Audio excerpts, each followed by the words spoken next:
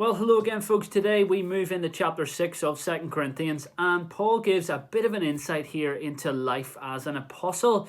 And we might think that it's a glamorous position to have, and yet the hardships and the agony of it all really comes to the fore here in his description.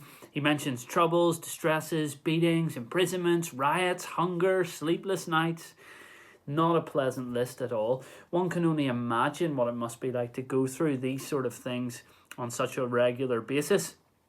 And it's a fascinating challenge for the kind of 21st century Christian living in the comfort and security of our Western culture here, because we do have laws to protect us. We have laws of free speech and freedom of religion. We have rules about health and safety. We have lawyers who can argue our case for us if we're ever in difficulty. We can phone the police and so on.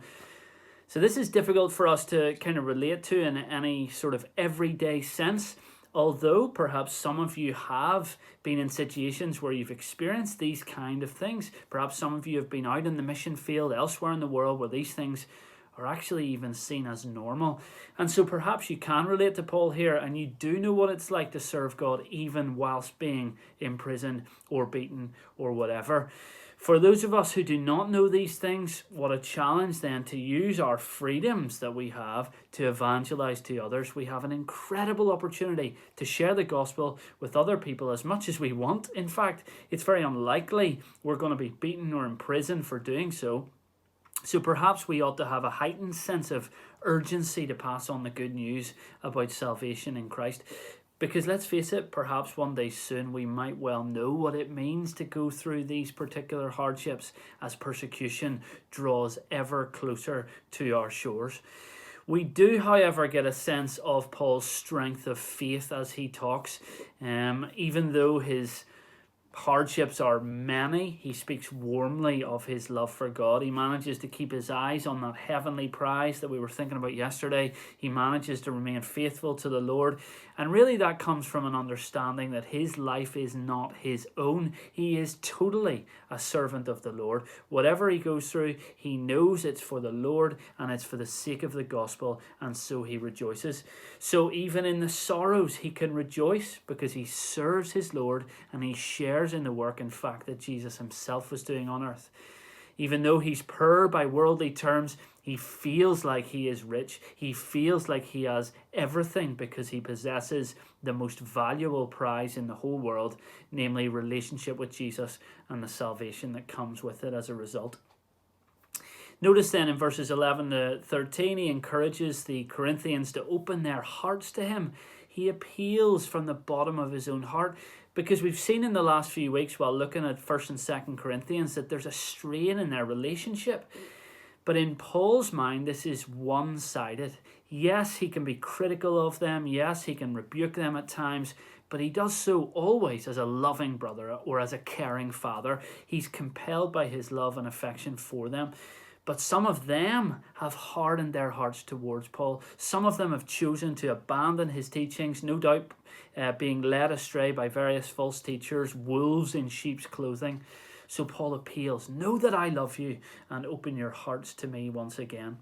And Paul then finishes off this chapter with a warning, and it's a very specific one at that. He urges the believers to be wary of being yoked with non-believers. This is a reference to farming, when a farmer would join two animals very closely together, really that they're bound to one another and they're working side by side.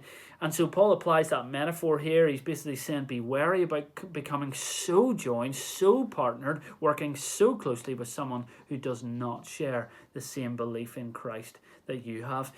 In what sense is he talking? Well, it's hard to know precisely because he doesn't mention much here, but from what he has been saying across the entire two letters to the Corinthians, we would have to assume a number of things come to mind here, such as he's mentioned marriage, so maybe marriage to non-believers. He's talked about eating meat offered to idols with non-believers as being bad, speaking in tongues perhaps with non-believers present, going to a court of law in front of non-believers, and so on and so on.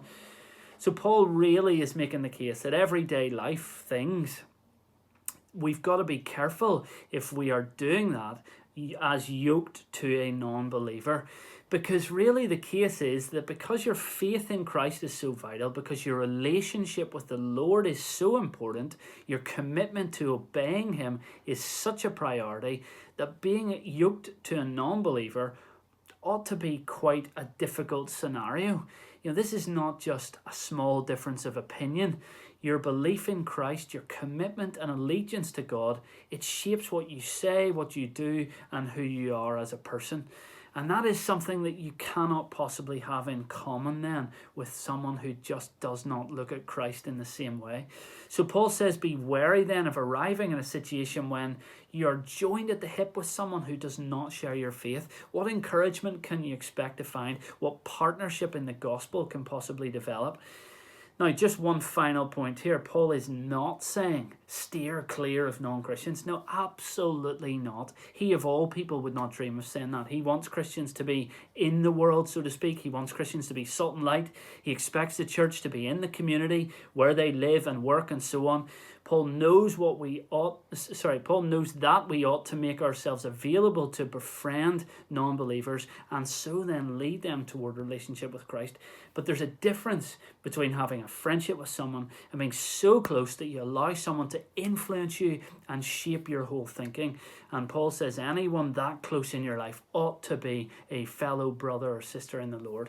And on that note, challenging note, we finish up for today. Join us tomorrow then as we move into chapter 7. Until then, though, God bless.